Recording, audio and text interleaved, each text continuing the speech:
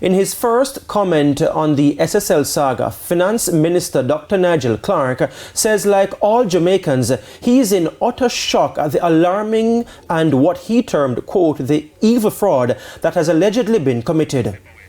I have great confidence in the capacity and determination of the investigative bodies to unravel all aspects of this and bring all perpetrators of this grand embezzlement to justice.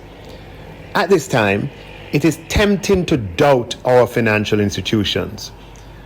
But I would ask that we don't paint an entire hard-working industry with the brush of a few very dishonest individuals.